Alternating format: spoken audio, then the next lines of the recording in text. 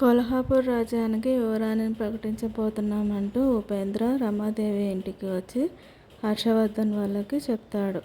ఆ మాట వినగానే హర్షవర్ధన్ సంతోషంగా ఎవరు అని అడుగుతాడు. ఆ తర్వాత రమాదేవి కూడా అడుగుతుంది. రమాదేవి షాక్లో అడుగుతుంది ఎవరని. యువరాణి ఎవరో కాదు, మీ ఇంటి కోడలు రోజా అని చెప్తాడు.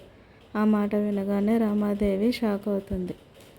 అప్పుడే పైనుంచి రోజా అరుణ్లు కిందికి దిగి వస్తూ ఉంటారు. తనని చూసి షాక్లో ఉంటుంది రమాదేవి. మరోవైపు చామంతి రోజాని కోపంగా చూస్తూ ఉంటుంది. ఉపేంద్ర మాట్లాడి వెళ్ళిన తర్వాత రోజా దగ్గరకు వెళ్ళి చామంతి ఛాలెంజ్ చేస్తూ ఉంటుంది.